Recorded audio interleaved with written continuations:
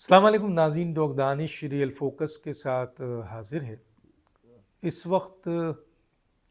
جو بہت ہی اہم صورتحال ہے وہ یہ ہے کہ ابھی تک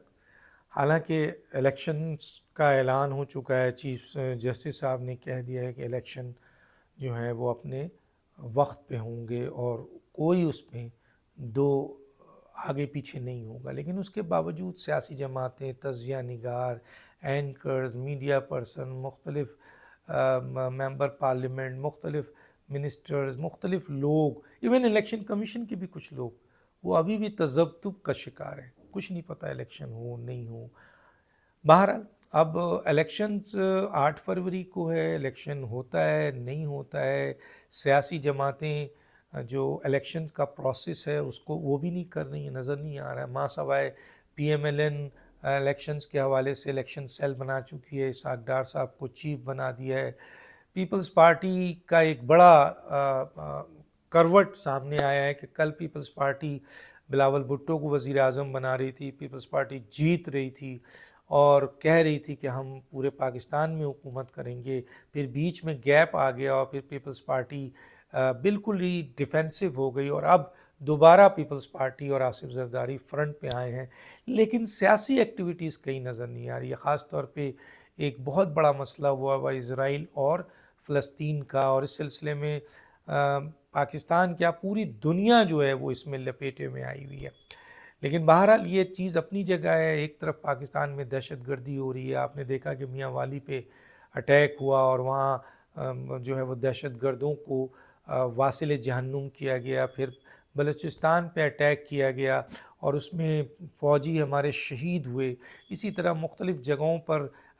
جو ہے وہ یہ نیوز ہے کہ دہشت گرد جو ہیں وہ اٹیک کر رہے ہیں، اور یہ صورتحال اس سے ریلیٹ کیا جا رہا ہے کہ پاکستان غیر قانونی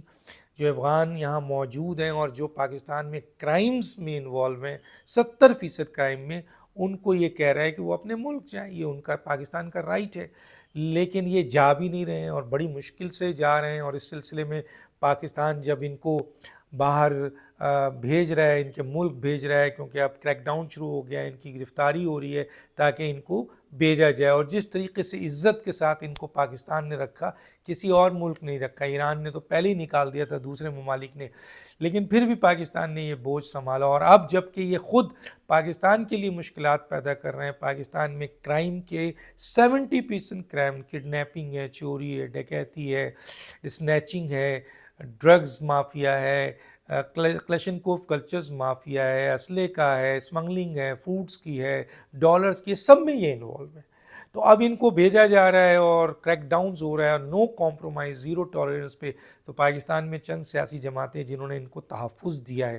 وہ اب سامنے آ رہی ہیں اور ان کو روکنا چاہتی ہیں۔ کیوں؟ کیونکہ ان کو تحفظ اس لیے دیے گیا تھا کہ ان کے ووٹ بینک میں اضافہ ہو، قومی مفاد پہ یہ نہیں سوچا گیا کہ یہ غیر ملکی ہیں اور ان کو ہم نادرا کا زبردستی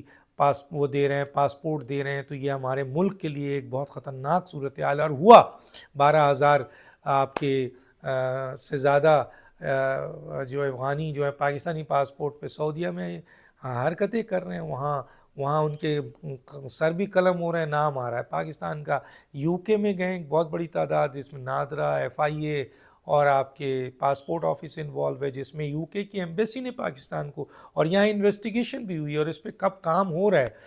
وہ افغانی جو ہزاروں کی تعداد میں گئے اور اربوں روپے اس میں انوالو ہے۔ تو پاکستان کے اہم ترین ادارے، خاص طور پہ نادرا اور پاسپورٹ اور تیسرا ایف آئی اے، یہ تینوں کی ملی بھگت سے یہ ہو رہا ہے۔ یہ افغانیوں کے پاس جو نادرا کا کارڈ ہے یا پاسپورٹ ہے یہ جعلی ہے، غیر قانونی ہے، اور انہوں نے بنوایا ہے اور اس کے ذریعے پاکستان میں یہ انویسٹمنٹ کرتے ہیں، یہ جو ہے وہ بلیک منی لاتے ہیں، انویسٹمنٹ کرتے ہیں اور یہاں پاکستان کے اندر پراپرٹیز خریدتے ہیں اور پھر یہاں پہ بس کر مسائل پیدا کرتے ہیں۔ بہرحال بہت بڑا کام شروع ہو گیا ہے، اس حکومت کی، ایک نگراں حکومت کی کامیابی، اور اس سلسلے میں پاکستان کے خلاف باضابطہ دہشت گردی شروع کر دی گئی ہے، اور جو خاص طور پہ انڈیا اور افغانستان اس میں انوالو ہے، جو پاکستان کے لیے مشکلات پیدا کر رہا ہے۔ ارے بھائی، آپ کے شہری ہیں،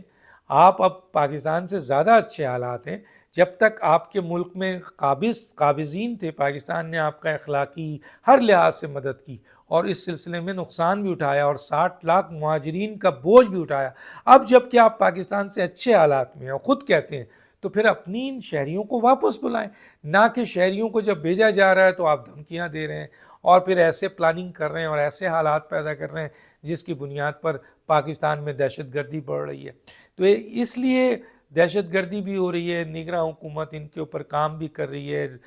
کریک ڈاؤنز بھی کر رہی ہے اور سیاسی جماعتیں پروٹیکشن دے رہی ہیں، بتائیے صرف اپنے مفادات کے لیے.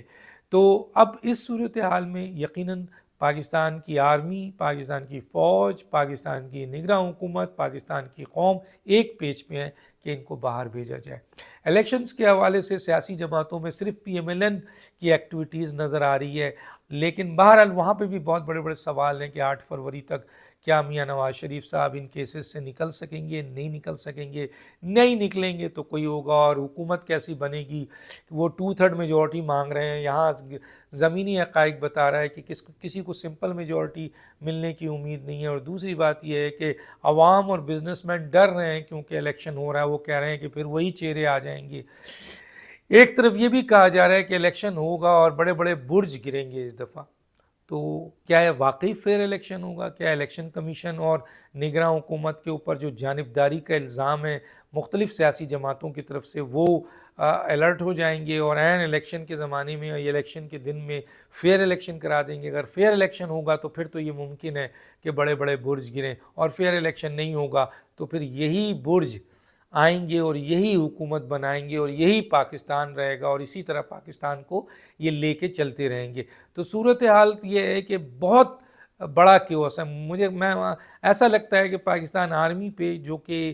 یہ فیصلہ کر چکی ہے کہ پاکستان کو معاشی بحران سے نکالا جائے اور اسی لیے بڑی سرمایہ کاری کی کوشش کر رہی ہے اور دوسری طرف کریک ڈاؤنز کر رہی ہے، اسمگلنگ روک رہی ہے، ان تمام چیزوں پہ کام کر رہی ہے تاکہ معاشی طور پر اوپر آئے. لیکن یہاں سیاسی جماعتیں آپس میں اب دست و گریباں بڑھ گئی ہیں. عمران کے جانے کے بعد اب یہ آپس میں لڑ رہے ہیں. عمران ایک لحاظ سے جیل میں ہے لیکن اب ان لوگوں کے درمیان دست و گریبانی شروع ہو چکی ہے اور اب یہی سلسلہ اگر آگے رہا، الیکشن ہو گیا تو آپ دیکھیے گا ان کے درمیان اتنی لڑائی ہوگی جس کی بنیاد پر وہی معاملہ پھر آئے گا کہ سیاسی عدم استحکام ہے. اس دفعہ سیاسی عدم استحکام عمران کی وجہ سے نہیں آیا تو ان کی وجہ سے آئے گا اور اس کا ڈائریکٹ ایفیکٹ معیشت پہ آئے گی جس کا بہت بڑا نقصان ہو سکتا ہے. ڈاکٹر دانش کو یاد دیجیے. اللہ حافظ.